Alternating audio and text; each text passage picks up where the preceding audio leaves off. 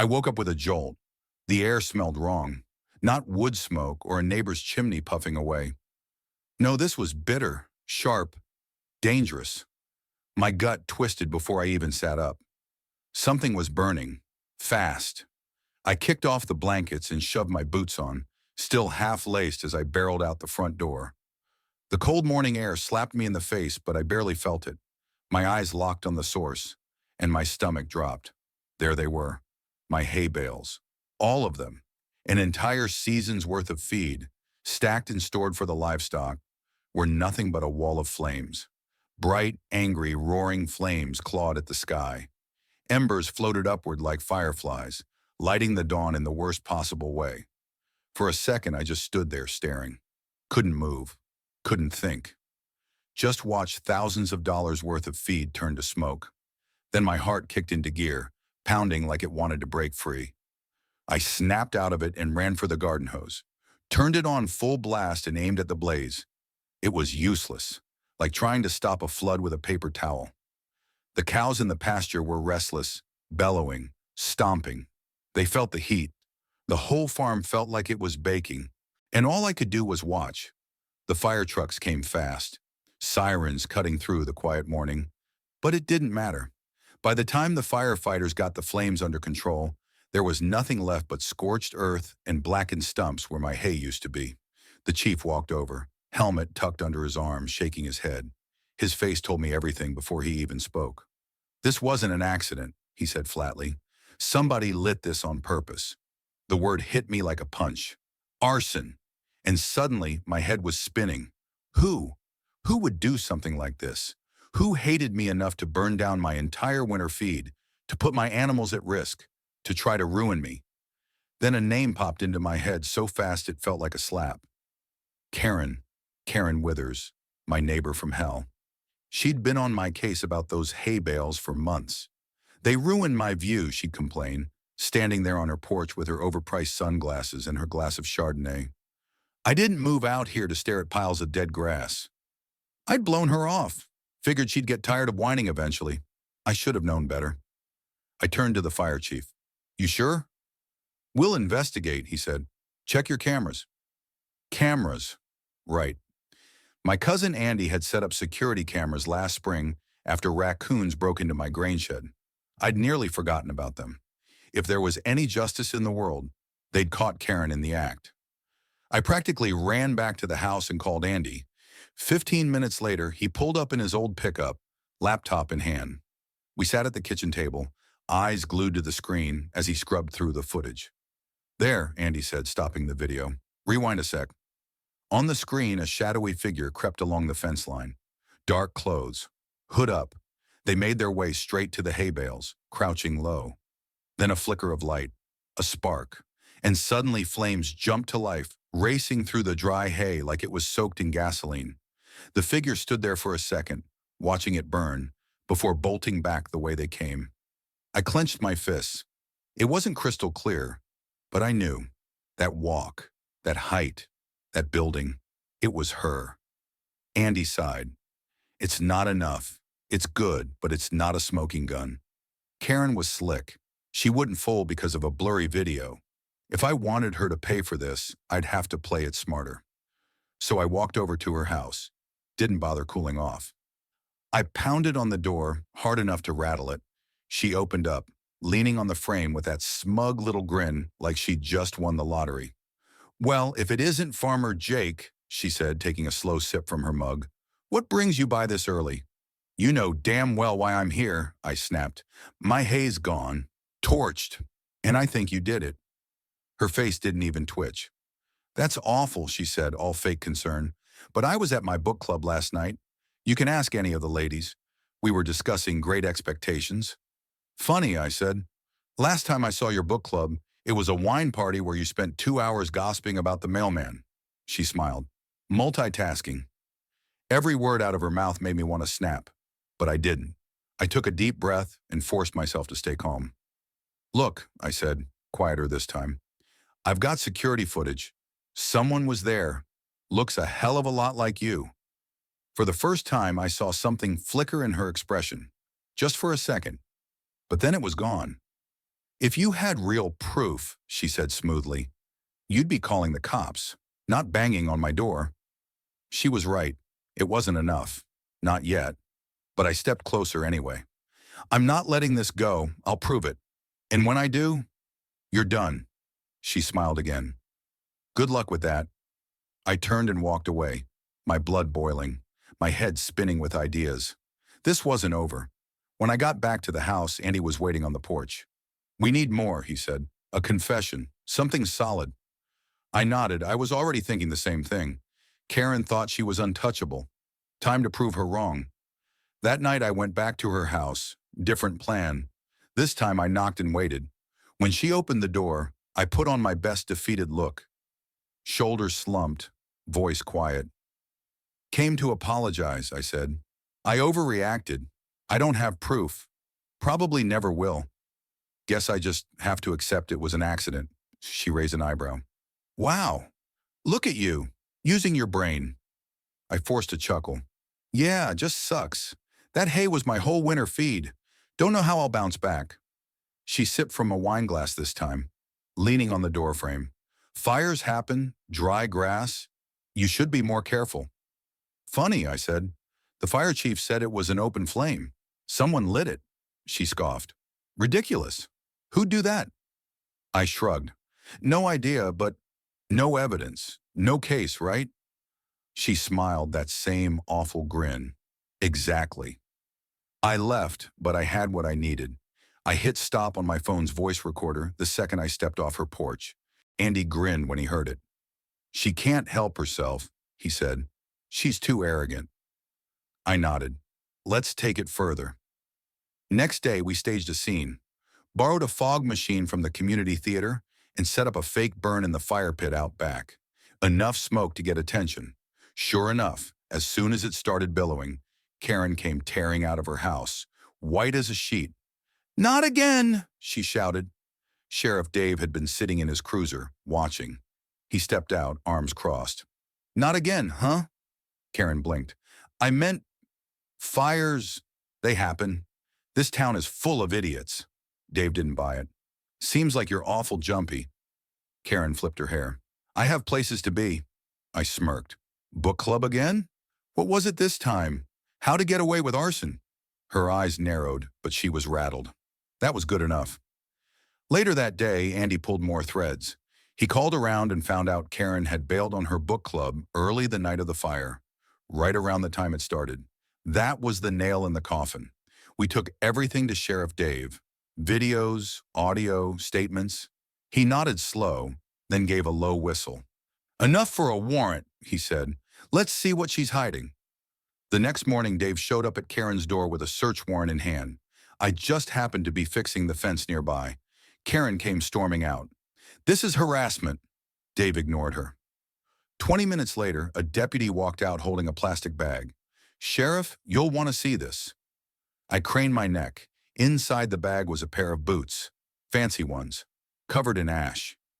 Dave held them up. Karen? Care to explain? Karen's face drained of color. Those aren't mine. Dave raised an eyebrow. They were in your garage. She sputtered. You set me up. I shook my head. No, Karen. You set yourself up.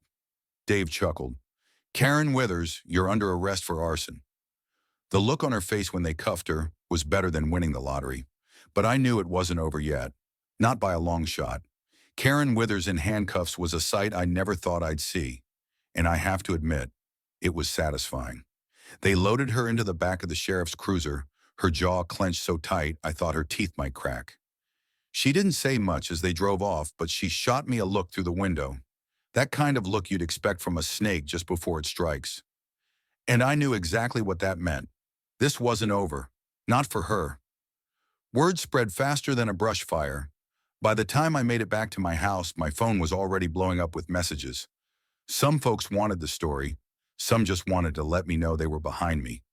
Others brought over casseroles, pies, homemade bread, like I was some kind of hero instead of a guy who just caught his neighbor acting like a maniac. For the first time in months, there was a weird sense of peace on the farm. The cows were calm, the chickens were quiet, and the air smelled like fresh cut grass instead of burnt hay. But in the back of my mind, I knew it was only a matter of time before Karen found some slick lawyer to get her out of this mess. And sure enough, Andy was already 2 steps ahead of me. He showed up at the farm a few days later, laptop under one arm, grinning like a kid with a slingshot. "She hired a lawyer," he said. "I figured," I replied. "Who is it?" "Bradley Moore," Andy said, practically laughing. "Big city guy. Charges enough for 10 lawyers. Thinks he's the smartest man in the room." I sighed. "What's his play?" Andy pulled up an article on his phone. "Blame it on a drifter. Says some random stranger rolled through town, set the fire, and you're pointing fingers because you've always had it out for Karen." I stared at him. "A drifter," Andy nodded. "Yep, because obviously arsonists just love torching hay bales in the middle of nowhere." I didn't know whether to laugh or throw something. "That's the best they've got?" Andy chuckled. "He's also claiming you're trying to ruin her reputation out of spite." That made me laugh. Not because it was funny, but because it was so stupid, it almost didn't seem real. "She burned my hay to the ground," I said. "And I'm the villain?" Andy shrugged. "Apparently you're the bad guy now."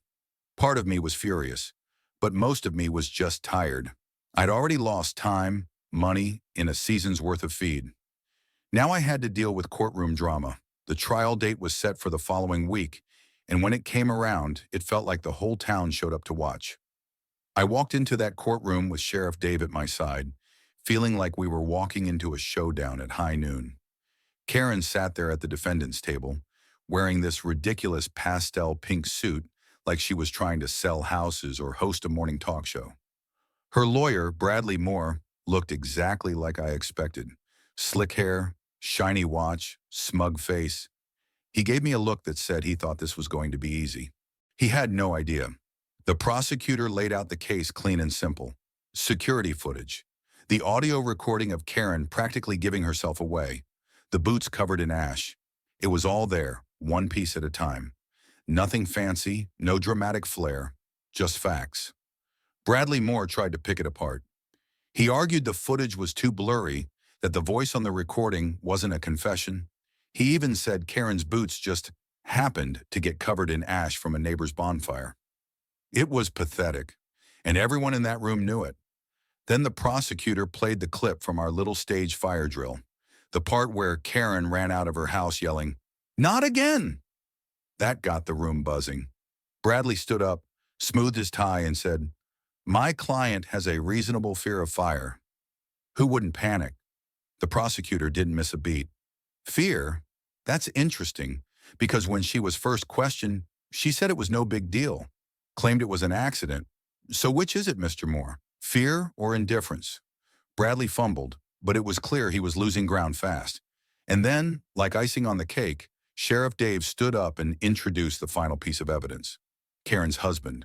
When Richard walked to the stand, you could have heard a pin drop.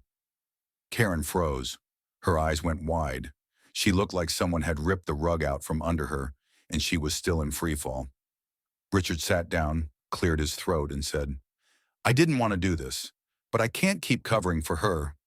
Karen jumped up from her chair, shouting, "Richard, don't you dare!" But he wouldn't even look at her.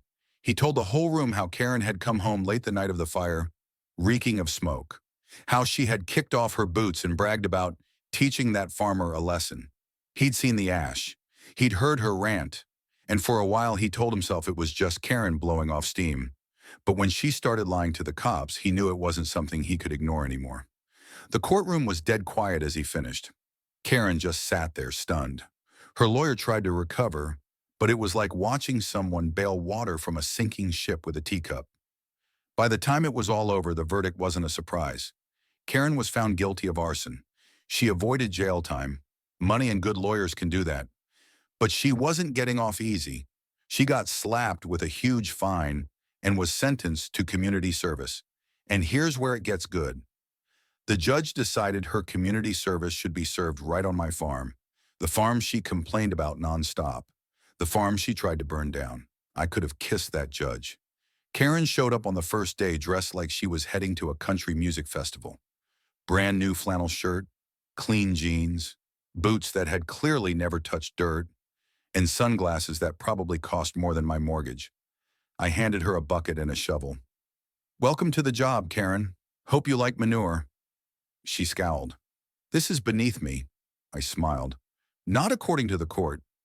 For 2 months, Karen shoveled stalls, hauled hay, fixed fences, all the stuff she'd spent years griping about. And every time she started to complain, I reminded her it was this or jail. She tried to put on airs, act like it didn't bother her, but every time she tripped over a chicken or got splattered by a cow, you could see it in her eyes. She hated every second of it. The best part? The town didn't let her forget it. Everywhere she went, people gave her that look. Some wore t-shirts that said, "Justice for the hay bales." Somebody even made mugs with her face on them that said, "Not again." I bought two, one for me, one for Andy. By the time her sentence was up, Karen wasn't exactly a changed woman. She was still Karen, still looked down on everybody, still acted like she was better than the rest of us. But she never complained about my farm again. In fact, she barely spoke to me at all, which suited me just fine. A few weeks later, Andy swung by the house, laughing his head off. He held up his phone. "You are not going to believe this," he said. It was a real estate listing. Karen's house. "She's moving," Andy said. "Guess she's had enough." I stared at the screen for a second, then nodded. I guess she realized she messed with the wrong guy. As I stood there on the porch, looking out over the farm, my animals safe, my fields green again, I felt something I hadn't in a long time. Peace. Karen had burned my hay to ashes, but in the end, she'd only managed to burn herself. And that was the best kind of justice. But the story doesn't quite end there. A few months passed. Things got quiet. Too quiet, if you ask me. And then, one crisp fall morning, Andy pulled up in his truck, wearing that grin that usually meant trouble. "You're not going to believe who's back in town," he said. I raised an eyebrow. "Karen." "Yep," Andy replied. "And she's bought herself a little bakery downtown." I stared at him. "Karen, baking." Andy laughed. "Swear to God. Grand opening tomorrow." Now, I'm not a petty man, but I'm also not made of stone. The next day, I wandered into town and stood across the street from her fancy new shop. Big windows, white curtains, signs that said "Home Sweet Bakery." Karen stood inside wearing a frilly apron and a tight smile that looked like it hurt. And right there on the sidewalk, somebody had chalked "Justice for the hay bales" in big pink letters. I chuckled. Some things you just can't outrun. But you know what? I didn't go inside. I didn't need to. Karen could bake her cupcakes and sell her lattes to tourists. She could wear her apron and play nice. Because at the end of the day, she'd always remember one thing. Out here in this town, on this land, she'd messed with the wrong farmer. And she paid the price.